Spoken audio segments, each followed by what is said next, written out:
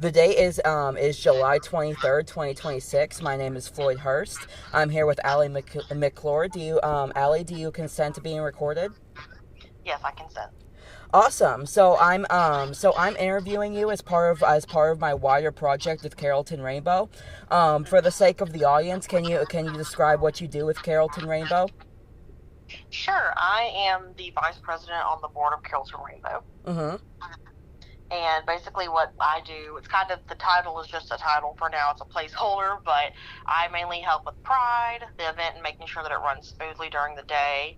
I also volunteer at different events that we have, give information out about Carrollton Rainbow. Um, I'm present at most of the things that involve food Uh huh. because that's important. Food brings community together. That's I one thing that agree. I'm about. But yeah, just helping, doing some merrymaking, and also fighting for rights. Mm-hmm. Usual.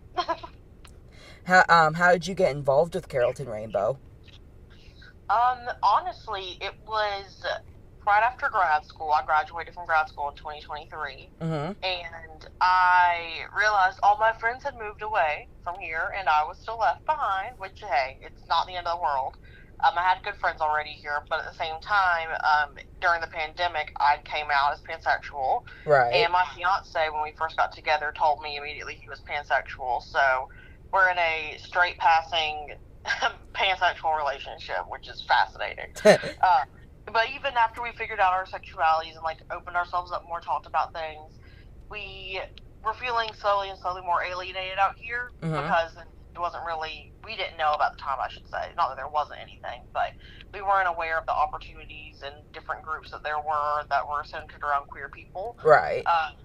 And so I happened upon some kind of post on Facebook regarding the Pride thing that was going to be coming up in October. This was probably back in like June or July. I believe there might have been a picnic or something at Printers, or there was some kind of meetup at Printers Ale. Mm-hmm. Because I remember seeing some folks and thinking, oh my gosh, they look so fun. But I think it was Facebook where I mainly got involved first because I was a little sheepish. So I joined the Facebook group, started to interact with more people. They would reach out to me because it was a new person joining the group. Uh-huh. Um, just typical like board people being good board people and volunteers being great volunteers. Um, and the first event we really attended and volunteered at, James and I volunteered to work a table at Pride that year. Uh-huh. So we kind of greeted people. All the vendors had already been there a while. It was toward the last 2 hours of the day. So we did that, met a few people. I also worked with Stephen Wilkins, who was on the board at the time. Uh-huh. I don't know if he was a founding board member per se, but he was a very big voice in our group at the time. But he was the first person that kind of mentioned it in passing to me when I saw him in public, because we worked from home. So it was like I saw him outside one day. I was like, oh my God, that's my boss. He kind of told me about who he was going to meet up with. And after that, and I was like, oh, I think I'm in the group on Facebook. And so eventually it came to Pride whenever we volunteered. And ever since or mainly me, my fiance's busy with work stuff and he's in school as well. But Right. we got involved from then on. Uh-huh. How did you come to be the vice president? Back at the end of last year after Pride, we kind of knew that Lucy King, who was a founder and president of the group for a while, needed to step back due to, life being life. You can't be Right. a president of a nonprofit forever without burning out really bad. So once that kind of shift was like noted, I guess I should say, we were kind of like, okay, yeah, we're going to have to start looking for people to move around on the board. Mm-hmm. Frank was voted as president, and then toward the end of last year, they asked if I wanted to be vice president. It's mainly just because I had slightly more time than other people Right. to devote to things, and it was really just a title thing. But I was like, sure, I'll do it. I guess, yeah, I have no qualms. Um, so yeah, that's kind of how it happened. It wasn't anything really miraculous. We were at Corner Cafe, and they said, hey, you want to do this? And I was like, I don't want to be a secretary because I'm bad at keeping up with notes, apparently. So Right. yeah. I'm great at taking notes, just bad at listening while I'm engaging in that way and not like Yeah. sitting in the classroom taking notes. It's so different. So that's interesting. um So, I'm curious about your background in Carrollton before you joined Carrollton Rainbow, and how you would say that Carrollton Rainbow has how Carrollton Rainbow's presence has had a general effect on Carrollton's community. I can definitely speak on that. So I uh, have been in the area my entire life. I went to high school, all through school at Bremen, and so we come to Carrollton all the time to like go to different events, go eat, go shop, whatever, Uh huh. because it's right down the road. And I can tell you, growing up, I knew. Okay, this is kind of funny, but I knew one time when my mom took us to Mellow Mushroom, and then I saw all these people at the old Mellow Mushroom that looked so cool. What's funny is I could have seen Lucy and a bunch of other Carrollton Rainbow people there because they all were at Mellow Mushroom all the time. But I was a child, I wouldn't have ever known. But I just remember going, oh my gosh, these people seem so cool. They had cool hair, they had cool tattoos, everything like that. They dressed cool. And I was like, so there's people that are like the cool people I see on Tumblr out here. Uh huh. Sick. And it was just like a weird little like realization at a like very young age in Carrollton, but that's only because it was around the college, and I knew from my mom going to school later in life. So I was on campus at West Georgia from like 2010 to 2012, just because I was going to class with her some nights because it was fascinating. That there was some queer life on campus, because I remember seeing a Lambda poster, I think, at some point at the food court with the Chick-fil-A and crap in the basement. And I remember being like, what's that? And I went home and Googled it at some point. And was like, oh, cool. So Interesting. there was that. And then, like, in general, though, in Carrollton, just as a college student, even, like, moving into 2015 to 2019, there was, like, obviously the presence on the college campus, which is awesome. But I knew that Underground was a safe place for queer folks. I knew of the Alley Cat as a place that was safe for queer folks, generally. It was a running joke, and has been, that almost every person that works at like the Ruby Tuesday, there's like has to be a gay person on shift or it will collapse in my brain. Because I'm like, I swear, there's got to be at least one or two queer people there. The place is going to collapse. You could see pockets of it in places, right? And there were churches that would talk about being affirming, just a rare church every now and then. I know St. Margaret's did at some point. I did a safe zone training there years ago before they completely disbanded that. So it was just you knew that there were queer people. They just kept it very hush-hush close to the chest because they didn't want to risk running into the wrong person. Right. And I knew that there were, like, theater people, too, that did local theater and stuff like that were queer as well. But it just wasn't as advertised as I would say it is now. Or, like, not only advertised, but promoted and, like, right. Visible. That's really the right word. And so it was just... It's been great to see the growth over the past few years since Carrollton Rainbow has been in existence. And would you attribute that all to Carrollton Rainbow, or like would you attribute it to the university as well, or like? I think it's an amalgamation of a few things. So definitely Carrollton Rainbow being a group that is a established group to promote, like, visibility of queer people and advocacy and making sure that there's like a safe place and a third place basically for queer people to hang out without fear. Definitely, I know the groups that are at West Georgia, so like Lambda, QSA. I'm not sure if there are other ones. Then there's the science group that we went to that one time. I cannot remember what the name is for that group, but you were there, I think. I think so, but OSTEM?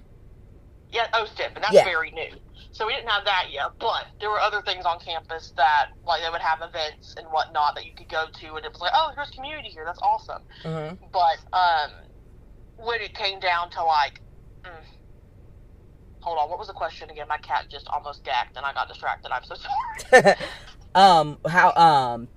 Like, would you attribute the growth of the queer culture in Carrollton to Carrollton Rainbow and the university and like Okay, right. Sorry, my brain. I was like, you're good. The carpet. That's the only place you cannot do that.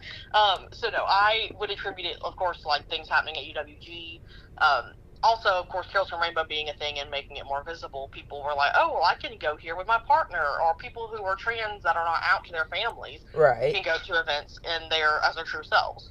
So that helps with like the college also being there, because it's usually younger people that are more accepting to try new things, which that's not saying that people can't try things at whatever age, but in general, that's like pretty true. But also, I think that there were people that have slowly moved into Carrollton or who have been here forever that grew up under, what Carrollton generally is, kind of more red and Yeah. Christian, that have realized, I don't want to perpetuate that, or, I don't really want to, they don't want to be that kind of person in the South. They want to be Right. the type of Southern person who, like, I don't know, they're just being loving and accepting people and not letting prejudice get in their way. They're open to new experiences. And by owning businesses here and by being parts of the community here, like, for example, like, other people at Local Ties are super queer supporting. There's different doctors around here that are. We have, of course, Underground Books and Sunday Kind of Love. Corner Cafe, there's different establishments where people know that they can go. But as social media's gotten bigger and people post about these places and say, hey, they're inclusive, that's also helping a lot. I don't know, it's a mix of everything, but I'd be remiss to say that Carrollton, Rainbow, and West Georgia have not been instrumental in that. They've definitely been very instrumental in making sure there's a place for people to be safe and visible and not feel like they have to hide themselves. Uh-huh. Cool. So I wanted to ask you about a little bit more about your experience with the University of West with the university. Yeah. Like you just said, how you were passingly familiar with Lambda before it was QSA. How would you say that the on campus the on campus queer community has grown and differs from Carrollton Rainbow? Well, there's a lot of restrictions that come with something being on a college campus, Mm-hmm. but there's also a lot of restrictions that come with something being a 501c3 nonprofit. So it's interesting how, like, for example, I know at UWG you have to be, like, in good standing with the student affairs folks.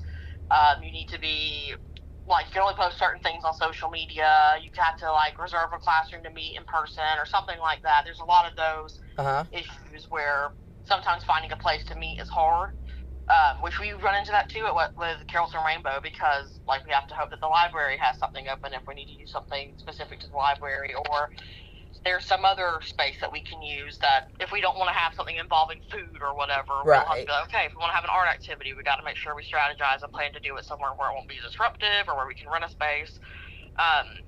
Even with, like, hosting Pride, like, luckily we have such a great partnership with West Georgia that we can rely on them to kind of let us know when they have certain openings, or we can count on them to be supporters in some way.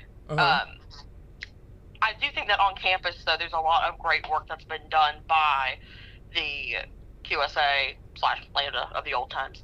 And I remember there was one specific thing that happened when, I think it was the Center for Diversity and Inclusion, back when it was in Rao Hall. I don't know if it's still there or not, but I remember there was some big thing that happened one day, and I worked in the parking office at West Georgia, so we had these windows where you could see when people came out of the elevator and walked toward the counseling center.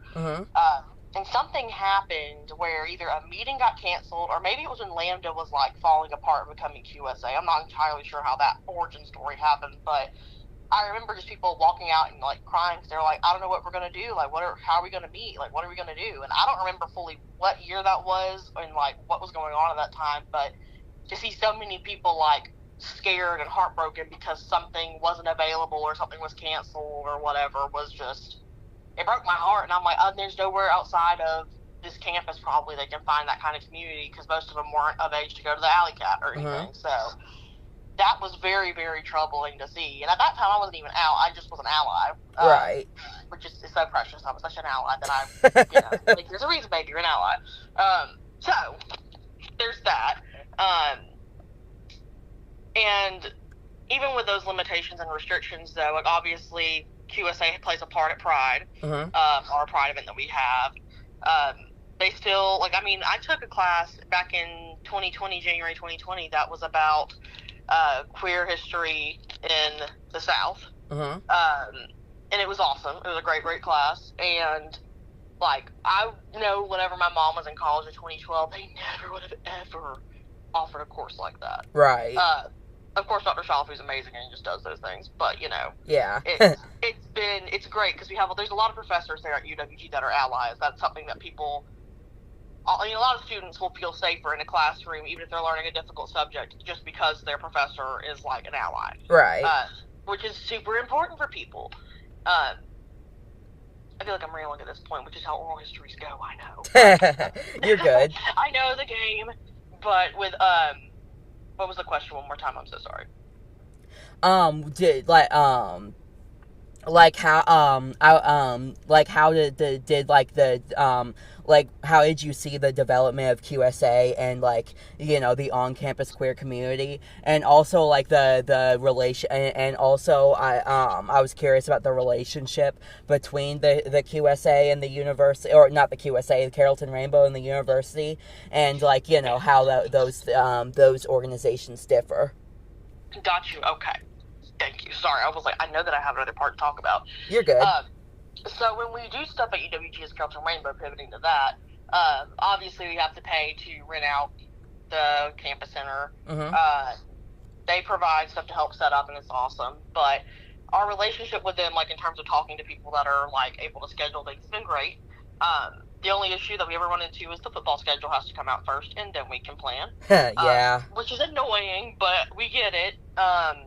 Otherwise, it's great. I mean, there's some limitations in terms of, like, of course, that I mentioned at the college, but when it comes to, like, being more political, it does seem like the college and the QSA might be able to do that a little bit more, which is great. It's just that with a 501c3 nonprofit, you have to be specifically advocating for policy or like an amendment or something like that, not necessarily a politician, which can be difficult, because sometimes you can accuse us of possibly pandering to a certain politician at some point, because people have done it in the past, or they're like, no, they're just a member of the group and posted, and it wasn't even related to politics, but okay.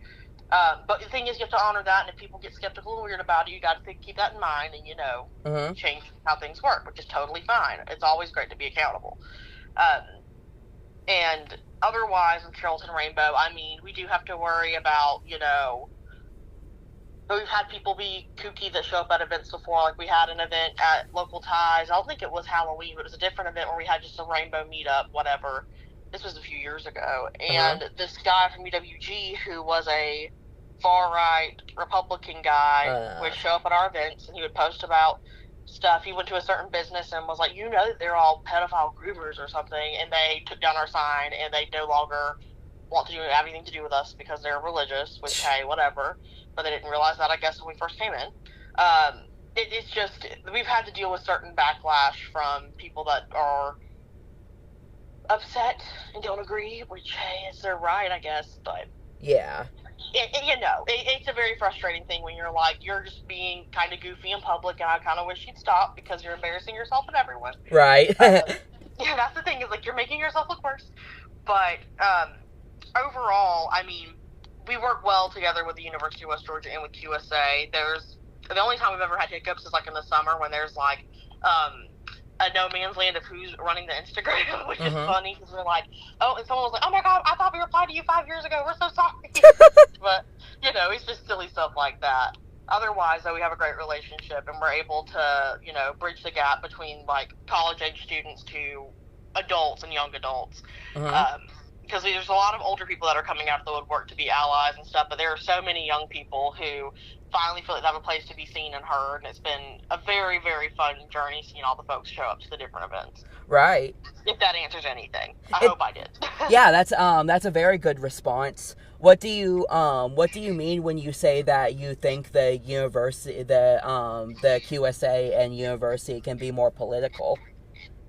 I mean, it just seems as though, I'm not going to be completely wrong with this, by the way, but with the university, not so much, but the QSA, part of it is that the younger folks that are in college are feistier than people, even my age, because I'm technically Gen Z, but people my age and older are like always like inspired by the feistiness and the willingness to say the hard thing without flinching. So I think that's really what I mean. It's not necessarily political, but they're willing to be more, well, first of all, because they're educated and young and they're studying in school, and they're like, oh, I know that I'm right, and I'm going to go on about this, which is great. I love it so much. So,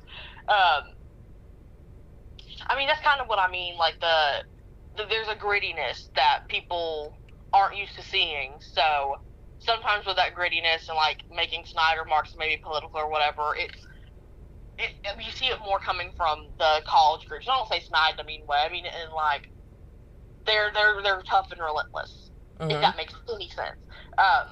So there's that. I don't know if that helps at all, but also it's because younger people are more in the know. You know, like we're more paying attention to social media. So yeah, I hope that made sense. That did make sense. Okay, good. How would you do we have a lot of like younger people in QSA that bring that like feistiness as you were describing? I mean, I think so. I would say so. The people that I've met, at least, even at OSTEM, I was like, oh, you guys seem fun. Like, oh, good. You can bark and take it. Like, it's great. It's something that is it's grittiness and hunger, I guess. That's the best way I can put it. It's like a hunger for what's right and hunger to be seen as who you are. Right. And not be misunderstood. It's a great thing. It's a great, great thing that I'm so glad I'm seeing more of. Mm-hmm.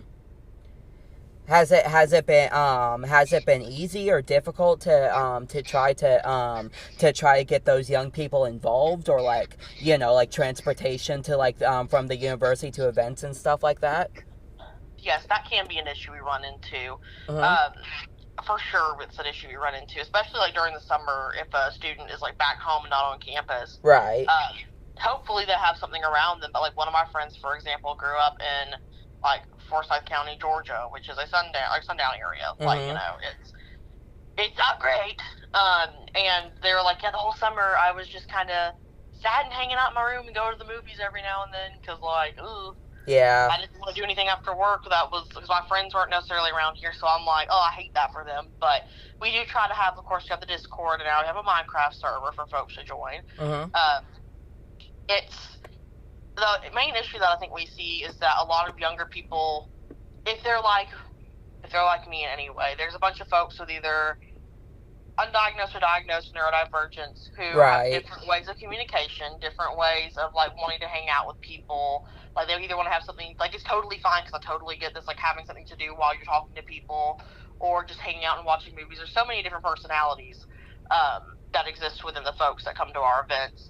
So when it comes to younger folks, like I said, it can be harder when it comes to being away, the distance, and transportation getting to events, even if they live on campus. Like you said, something about transportation from campus to events, which I wish there was a better way that we could go about that. But we are thinking for certain events, like if we eventually start doing like trips to go hiking or trips to whatever to do that, then we would have to rent like a van or vehicle or something. But that just would kind of be a bridge that we cross when we got to it. But there's an issue with like, not an issue, time management and division of time is very different for people our age and then older people. How so? In the sense that I know I know that I constantly feel guilty about wasting time, but also am very, very selective of how I spend my time, if that makes sense. Yeah. I try, like, it's like, I have some free time, but today do I want to use that free time to volunteer, or do I need to listen to my body and lay down? Right. That kind of thing. So it's really just an issue of a lot of queer people are neurodivergent and also have some kind of chronic illness. Yeah. At least people in our group, but it's not a bad thing. It's just how it is. It is. And so it can be very exhausting for people to come and do events all the time. So when it comes to younger people, I think our issue really is just like spare time. Because also some people are having to work multiple jobs because stuff is just rough right now. Right. Some people can't afford to go to events. Some, like, the transportation being an issue as well. But like even to eat in an event, it may be too much. So that's really the biggest issues that I think we face. And there are ways that we try to like come around that whenever it comes to certain events that don't involve having to pay for anything. Like I miss doing our art days, and hopefully we're going to bring those back soon. It was just a matter of scheduling issues the last few times we tried to do it. Yeah. But that's a really fun way to like do something with your hands, talk to people and exist, and you don't have to pay anything at all, which is awesome. Because I know I'm broke all the time, and I have a job, like a big girl job. It's awful, so I can't imagine for folks that are, you know, in college and like having to deal with school stuff and possibly work, or they may get funds other ways, which is however it works. Right. Yeah, it can be. It's a thing of like no one has time. The world is on fire. No one has time, and people are having to like be careful with how much energy they give out at certain times, if that makes sense. Right. Spoons and everything, you know. Yeah. I would definitely agree with that. Because not a lack of interest, because people are very interested. So many young folks are interested, and it's awesome. And, like, college students are just fresh out of college grads. People are so interested. But, like, time is a commodity, you know? And Right. I understand it. Some people get frustrated with it, but I understand it. Right. Not like on the board, no. Just like in general, some people, when it comes to like in general like nonprofit volunteer space stuff, some people who it comes from a place of privilege usually when they're like, well, yeah, so if you don't have time, if you like just make time to volunteer, like I'll give you a good example that you're gonna think is like not funny but funny. When I was in grad school, I was like, no, was it my grad school? Yes, it was like first or second semester of grad school. We had some kind of meeting. No, I'm lying. It was undergrad because I was still in person at that point. I'm like, that wouldn't have been in grad school. Anyway, I promise I'll end the plane. We were in some not career studies, but like the career center. They had like some kind of resume and interview thing for one day in a class. I can't remember. It wasn't professionalism. It was a different class. It wasn't a history related class. But anyway, they came and spoke about things, and they were talking about internships. Now, the thing is, this class was like a mixed class with different students from different majors or whatever, because it was a core class. And as you know, in history, internships are rarely paid. Right. And volunteering is the other option, but regardless, if you have to make money with your free time or study, internships aren't necessarily something you can really go for. I wasn't able to have one until that last semester of undergrad because I worked at the Public History Center. Right. But I couldn't go off and away because I couldn't afford it to like go to Atlanta for the Atlanta History Center or even go to Kennesaw or wherever. I just was too much for me. So that woman from Career Services, I say that woman, that probably makes it sound like, oh shit, like her. Well, I didn't, because she mentioned something about it's so important to intern, make sure that you have an internship, blah, blah, blah, blah, blah, blah, blah. And then a guy, and a business major guy, asked, how do you negotiate the hourly rate for an internship if you feel like it's either not paying you enough or whatever? She's like, oh, here's how you do that. And I sat there and was like, shut the front door. Right. There's no way. So I mentioned, I was like, well, is it understand, like employers, like future employers possibly understand, like sometimes someone may not have like a bunch of internships under their belt by the time they graduate, but there could be reasons for that, and they may ask those questions, because I've had interviewers ask me why I didn't have as many internships, and I explained it, and they were like, oh yeah, fair. So that was after the fact, of course. At this point, I didn't know it. I'm like, great, I'm going to never get hired anywhere. Yeah. And she was like, she kind of chuckled and was like, well, sometimes you just have to do things that are hard and like spread yourself thin and struggle some. And I remember just sitting there like, I feel like I'm in the Twilight Zone. What the heck? I hate that. Yeah, so that was insane. Luckily, I've had other great experiences with the Career Center. Thank God. But right. That was an interesting time. And this person was also like, I would say that she was in her 50s or something. You could tell that she's been doing HR stuff forever. And that might have been how things were back then, you know? I don't know. Maybe I'm speculating and assuming too much and being too gracious, but who knows? So with that being said, like, it was hard back whenever I was an undergrad before the pandemic and before everything got so bad that it was not really feasible to spend extra time while you're in school or while you're younger and having to work a lot and also do something that's not paid, which sounds awful, but I fully get it. When it comes to the volunteering thing. Luckily, we do try to give little incentives of, like, you know, you'll get a t-shirt out of volunteering at Pride and maybe some other things. Right. We have swag out events and stuff that's welcome to anyone. We're a fully volunteer, not paid board, so there's only so much we can offer, like, at certain times. Yeah. But, I mean, also, I don't know, we love hanging out with new people. And that's the kind of the whole part of why we have so many meetups, is because we just like to meet new people and like to make sure people know that they're included and loved. So, yeah. That was long-winded and went a little off topic, but you're good. So our time is at 29 minutes and 20 seconds. Do you have any closing thoughts, but like about the future of Carrollton Rainbow, or like, you know, anything we discussed before we end our conversation today? Yeah, I mean, my biggest thing that I hope is also taken away from this, if anyone listens to this in posterity, or reads the transcript in posterity, uh, is that it sometimes it's good to go out on the limb, to go to the first event or go to the first meeting that you see for a new group that you're like, I think I'll vibe, but I'm not sure. And it may feel like you're having to like drag yourself out of the car to walk to the place that the event is at, Uh-huh. but it's worth it once you get there. 9 times out of 10, things are not going to be as bad as your brain orchestrates them to be in your little mind palace. Right. That's something I've had to learn. Like, even going to job interviews or going to have like a tooth pulled, it's rarely as bad as you think it's going to be. Right. Your chances are you'll meet like some of your best friends, because I mean, I'm very close to people on the board. I have other members or other members that are friends with me outside of the group. Mm-hmm. We've known each other for years.